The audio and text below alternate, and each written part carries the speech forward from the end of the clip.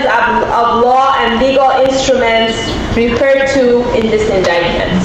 This is the verdict of the International People's Tribunal against President Rodrigo Duterte.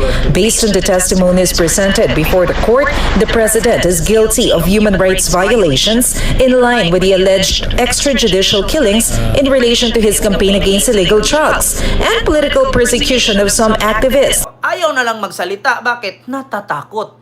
Yeah? Tignan nyo, ang daming mga kay Duterte, ayaw lang magsalita. Pero tignan nyo, pag si Duterte na aresto yan, dudura-duraan ng taga Davao yan. Maniwala kayo sa akin, ayaw lang ng mga taga Davao magsalita against kay Duterte kasi takot sila. Takot sila. Pero pag si Duterte nakulong yan, isa lang sasabihin ng mga taga Davao, listche ka, pistingyawa ka, buti nga sa'yo. Tignan nyo, maniwala kayo sa akin, kapag si Duterte inaresto ng ICC at ng Interpol dyan sa Davao, ang daming Pinoy na mga taga Davao magsasabi, buti nga sa'yo. Na? Proseso ba yung pinatay ng mga adik? Joy Kabski, nasa batas natin, no? Na kapag ikaw, matinong tao, sinuntok ka ng lasing, tapos namatay ka, nasugat, or halimbawa, hindi ka pa namatay, nasugatan ka. Ngayon, yung lasing na nanuntok sa'yo, idemanda mo. Anong resulta? Wala kang kalaban-laban kasi lasing ang nanuntok sa'yo. Ganon yon. Palibasa kasi magbasa kayo sa batas. Kapag baliw ang nanuntok sa'yo, kahit saksakin ka ng 3 beses dyan, kahit na hemorrhage ka na, no? At namatay ka, hindi makukulong ang baliw. Ang baliw at adik at lasing walang pinagkaiba. Kahit dalhin mo sa Korte Suprema yan, hindi ka mananalo. Diba? Tapos sasabihin mo ngayon, dinaan ba sa tramang proseso ang nabiktima ng mga adik? Putang ina mo, sino ba namang abogado na magtanggol sa adik? Hindi ka talaga mananalo. Maliban na lang kung may hawak kang ebidensya laban sa kanya. Pag mentally capacity ill, wala kang kalaban-laban. Tignan nyo si Digong. Pag yan napasukan ng ICC ang Pilipinas at hinuli yan, tignan nyo, mag-declared yan na may sakit siya. Maniwala kayo sa akin. Magdi-declare yan na may sakit at malapit na siyang mamatay para hindi siya aristuhin. Ganun lang naman eh. Ganun yun. Ganun ang katotohanan. At take note, sana i-hold departure, magbaba na ng hold departure order ang Pilipinas. Bakit? Magulat na lang tayo, nasa West Philippine Sea na yan, nag-jet ski. Ganun yan. Ganun ang teknikan. Kung hindi magbaliw-baliwan, magsakit-sakitan. Ganun, yan ang tama na ginawa ni Gloria Arroyo noon. Kung hindi magbaliw-baliwan, magsakit-sakitan. Kapag may sakit ka, hospital arrest. Nakakulong ka, pero nasa hospital ka. Scapegoat reason yan. Tama yan, Ma'am Sil Ordanes. Masakit talaga ang katotohanan. Ganun ang gagawin yan. Tignan nyo.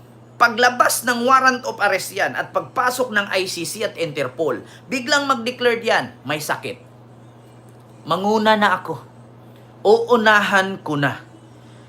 Ito sa totoo lang, isa lang naman sabihin ni Digong, wala naman akong hamon pa sa buhay. Presidente na ako.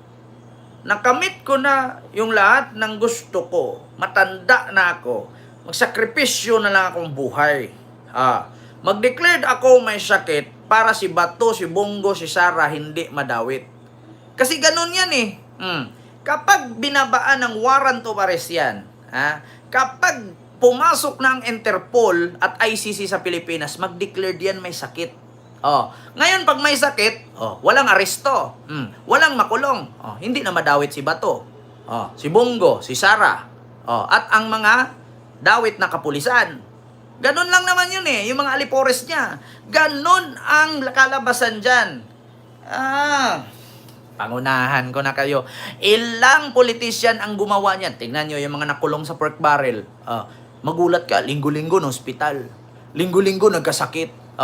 Yun pa nga lang mga staff ni Sara Duterte sa Office of the Vice President, in-interview pa lang nung nakontempt, sinugod sa ospital.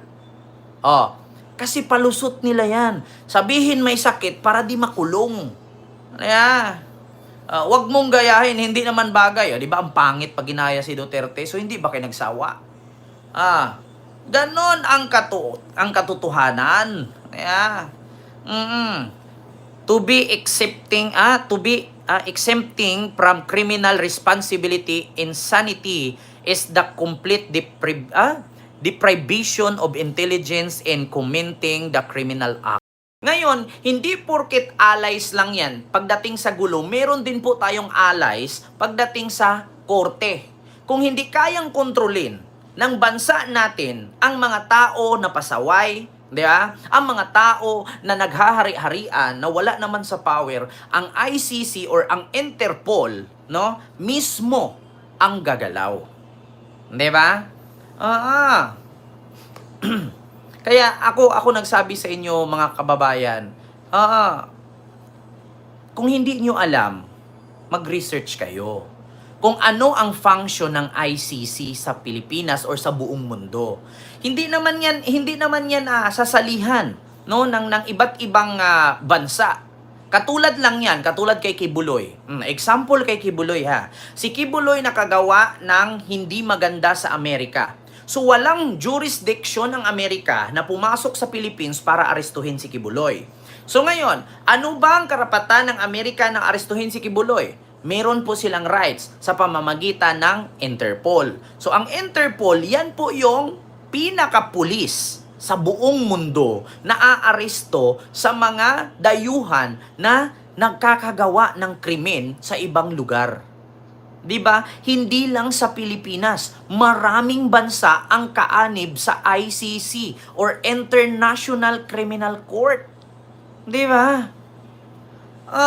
Lisa de la Cruz, wag mo kong sabihang syunga. Patunayan mo muna sa sarili mo kung anong na-achieve mo sa buhay bago mo ko sabihang syunga. Ikaw nagko-comment ka lang, ako dito, libo ang nanonood sa akin. So I'm proud myself, 'di ba? To teach and to educate not only DDS but also the loyalist. Di ba? Wag mo kong sabihang syunga. Patunayan mo sa sarili mo na kaya mo kong abutin. Ordinaryong nag-comment ka lang. Ako vlogger ako. And I proud myself. Therefore, that the defendants Duterte and all other defendants are guilty. And all other defendants are guilty for crimes against humanity, war crimes and violations of law and legal instruments referred to in this indictment. This is the verdict of the International People's Tribunal against President Rodrigo Duterte. Based on the testimonies presented before the court, the president is guilty of human rights violations in line with the alleged extrajudicial killings in relation to his campaign against illegal drugs and political persecution of some activists. Sa oras na ito ay meron pong nai-impeach. Sa oras na ito, meron pong nai-impeach. Kaya mga kababayan, nais ko lang pong ipagbigay alam sa inyo.